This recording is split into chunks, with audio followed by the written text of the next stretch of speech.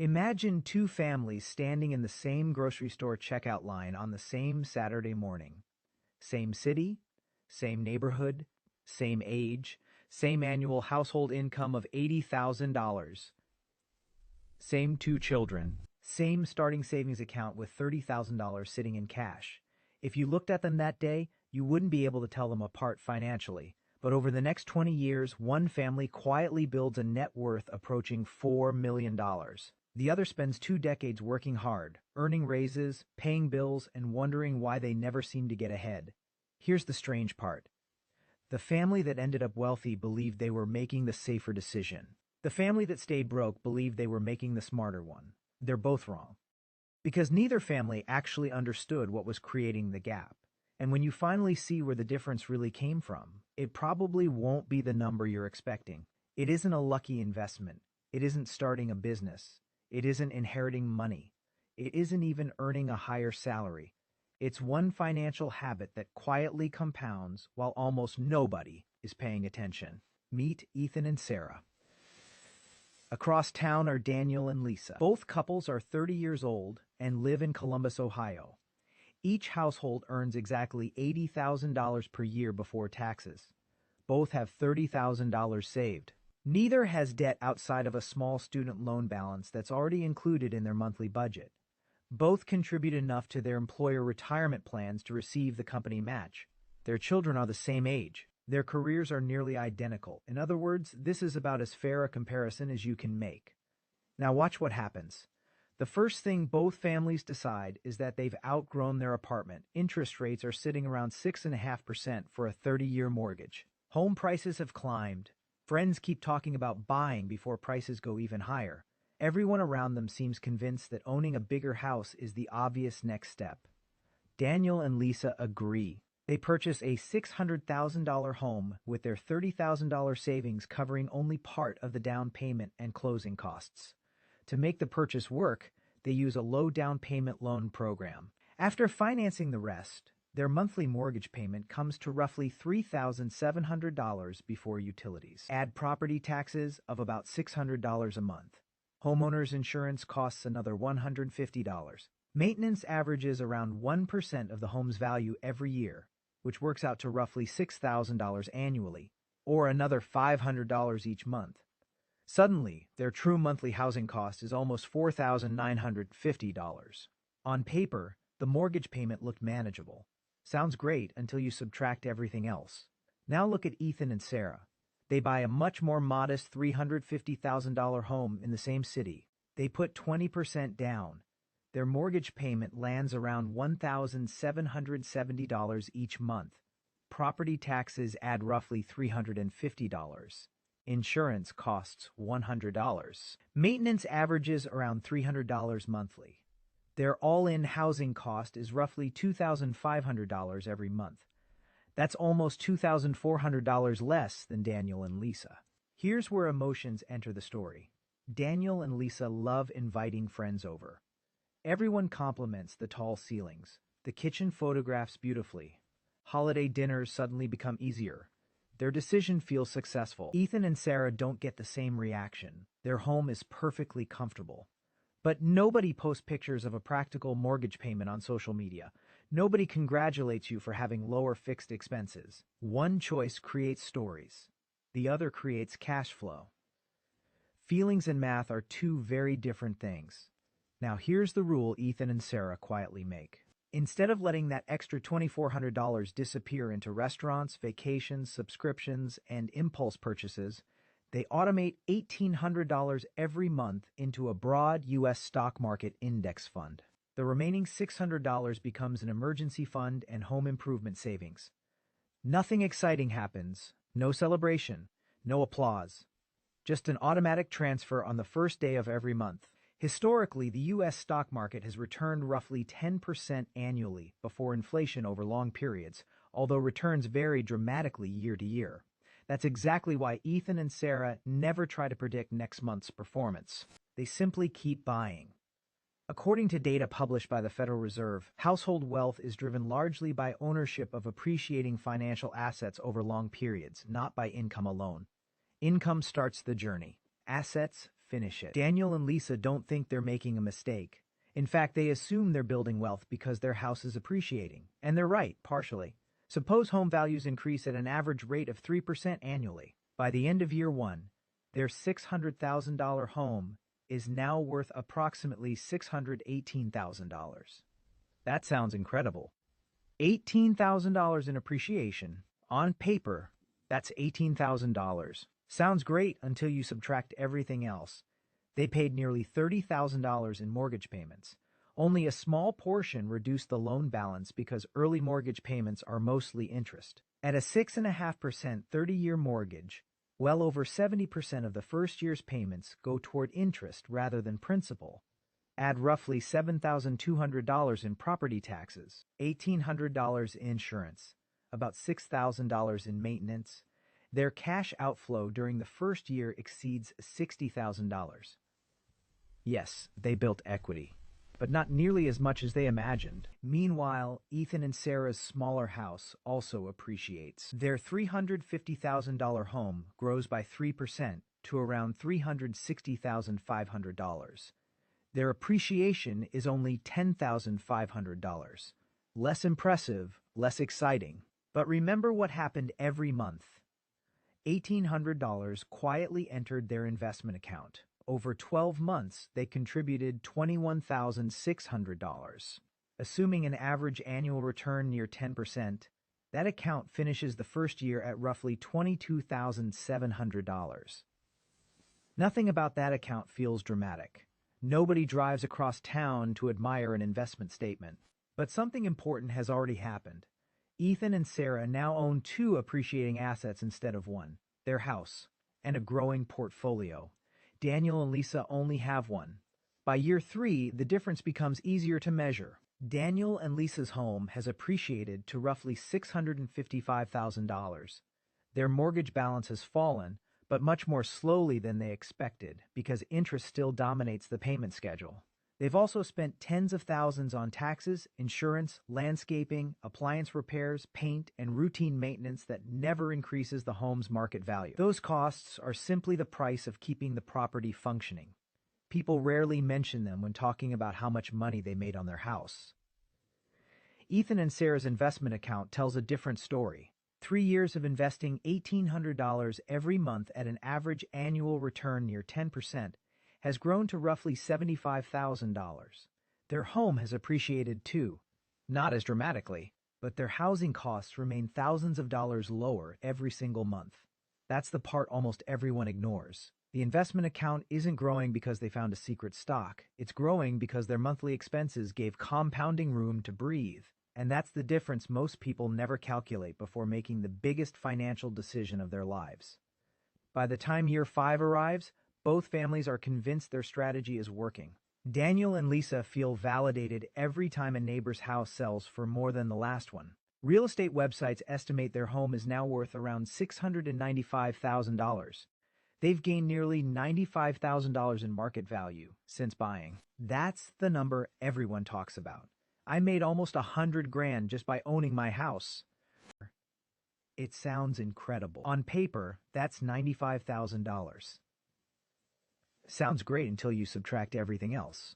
Over those same 5 years, they've paid well over $220,000 toward housing. A large portion of that was mortgage interest. Property taxes alone have consumed roughly $38,000. Insurance has added another $9,000. Routine maintenance has averaged close to $30,000.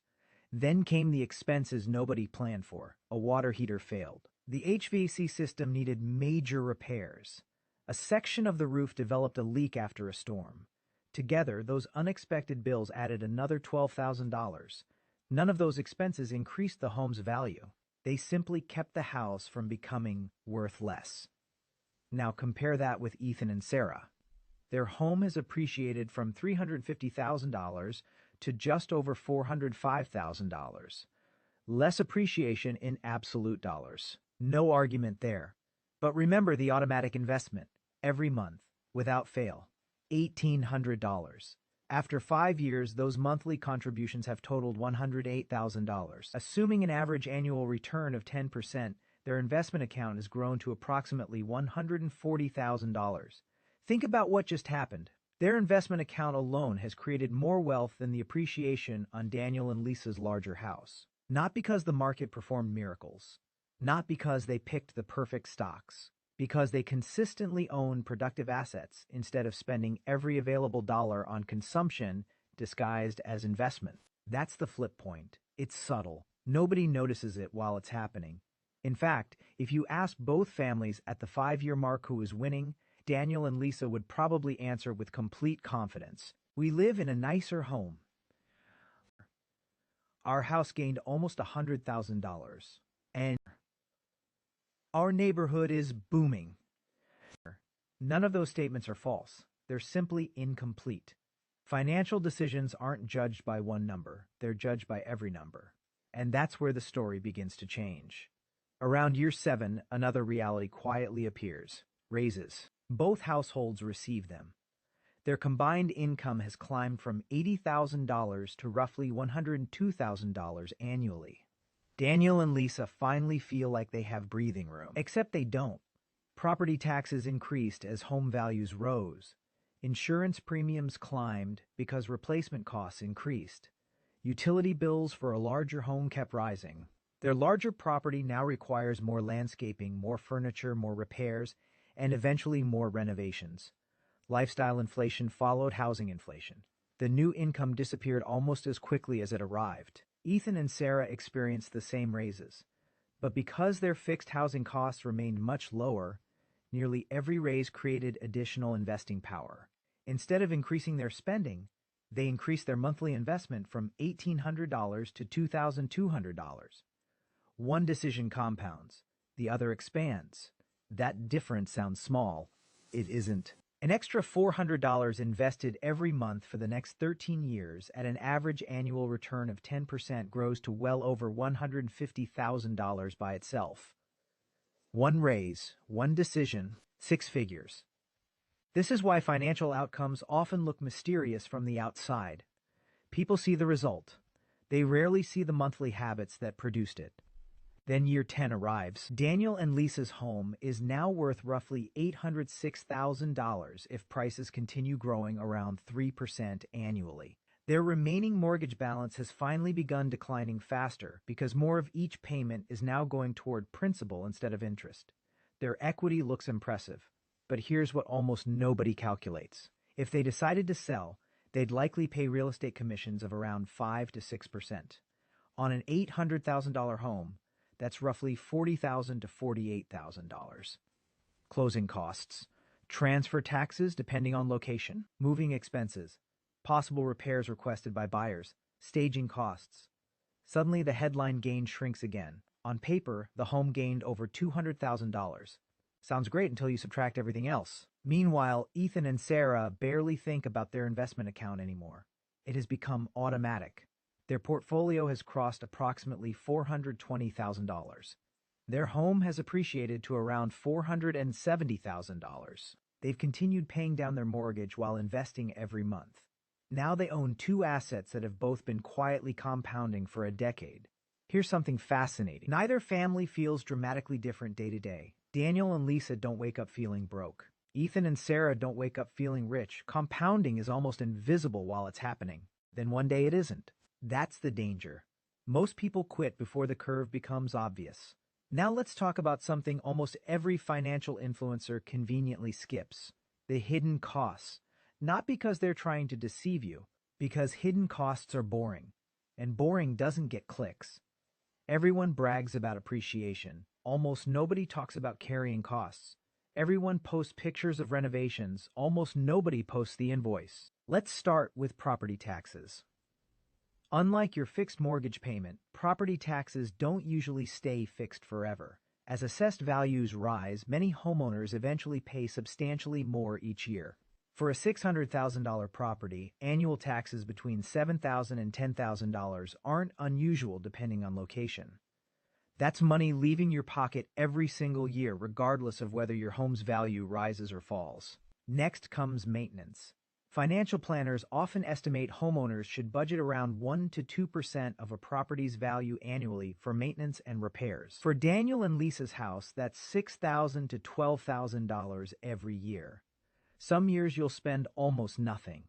Other years you'll replace a roof, repair plumbing, install a furnace, or replace windows. The average doesn't care which year those bills arrive.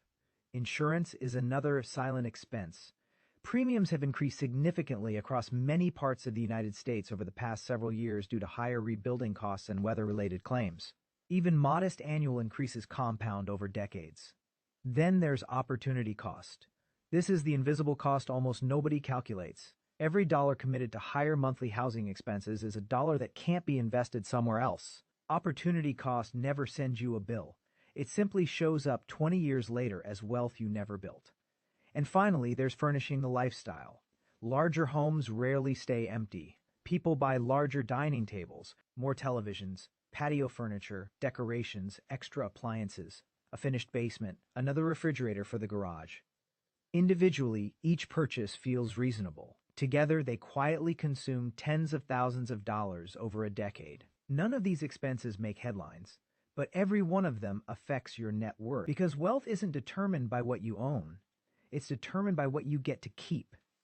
And yet, if I only showed you the downsides of buying the larger home, I'd be doing exactly what so many financial influencers do. I'd be cherry-picking the numbers to make one strategy look unbeatable. Real life doesn't work that way. Neither does money. There are absolutely situations where Daniel and Lisa's decision becomes the better one. Suppose the neighborhood experiences major job growth because a large employer moves into town.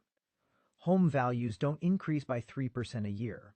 They increase by 6 or 7% for an extended period. Now the math changes.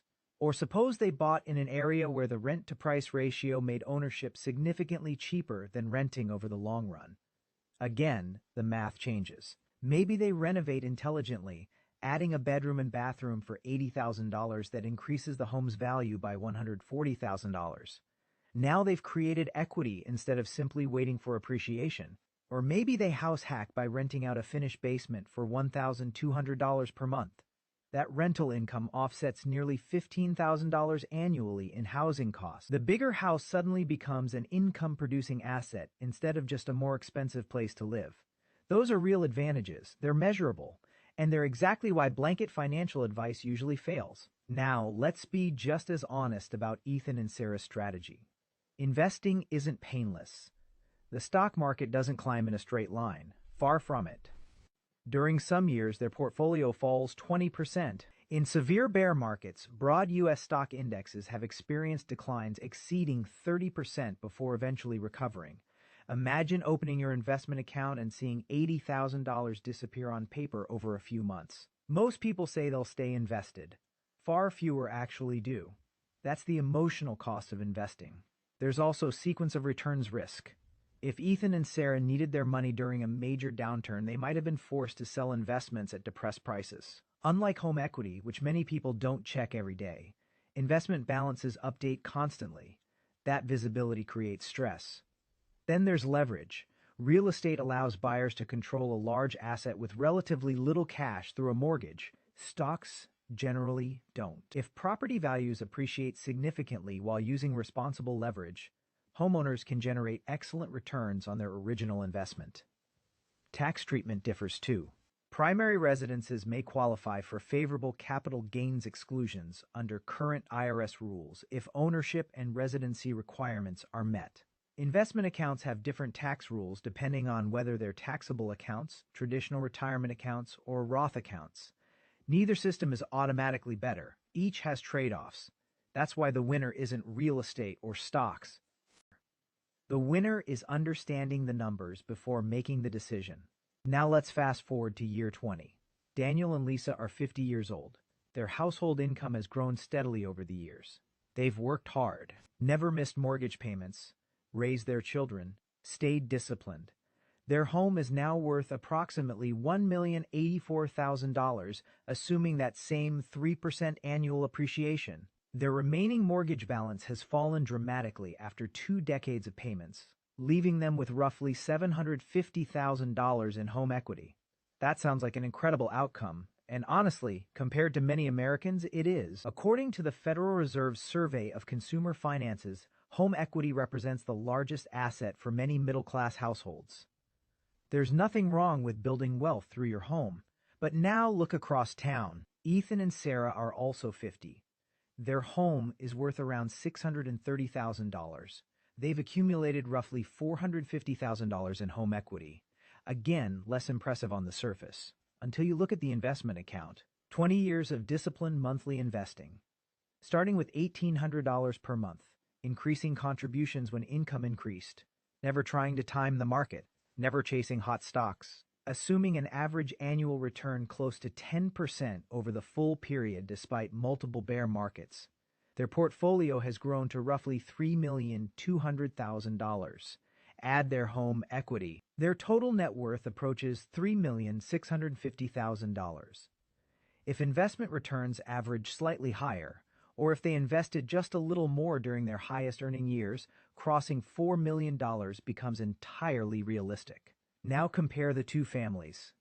Daniel and Lisa built approximately $750,000 in home equity. Ethan and Sarah built roughly $450,000 in home equity plus more than $3 million in financial assets. Same city, same income, same age, same starting savings. The gap wasn't created by earning more. The gap wasn't created by working harder. The gap was created by preserving monthly cash flow and repeatedly buying appreciating assets. But here's the twist almost nobody sees. If Ethan and Sarah had increased their investment by just $200 per month from the very beginning, everything changes again. At roughly a 10% annual return over 20 years, that extra $200 monthly alone grows to around $150,000. That's one family vacation each year, or one nicer car payment, or a handful of impulse purchases spread across 12 months. Tiny decisions, massive outcomes. This is why financial freedom usually isn't built through one brilliant move. It's built through hundreds of ordinary decisions that nobody notices while they're happening. So if you want a practical framework instead of another internet argument, here's one. Before buying more house than you need, calculate your true monthly ownership cost. Include the mortgage payment, property taxes, homeowner's insurance, expected maintenance of 1 to 2% of the home's value annually, utilities, and an allowance for unexpected repairs. Second, compare that total against a more modest option. Don't compare mortgage payments. Compare complete monthly ownership costs. Finally, automate whatever difference remains, not what's left over at the end of the month. The difference on day one. The automation matters because discipline eventually gets tired. Systems don't. Ethan and Sarah both walked away from that first home purchase believing they were making the smart play. So did Daniel and Lisa. Daniel and Lisa believed a larger home would automatically create greater wealth. Ethan and Sarah believed lower monthly expenses would quietly buy them more financial freedom. Neither family actually ran every number. One focused too heavily on appreciation. The other could have underestimated the emotional value and flexibility that a larger home might have provided. The real trap isn't buying a big house. The real trap isn't investing in the stock market. The real trap is making one of the biggest financial decisions of your life based on hype, headlines, or someone else's opinion, instead of running the numbers for your own situation. Because your income doesn't determine your future. Your monthly decisions do. And if you're wondering what happens when someone combines both strategies, buying real estate that produces cash flow while consistently investing in broad market index funds, that's a completely different conversation. So before you make your next financial decision, ask yourself one simple question. Did you include everything?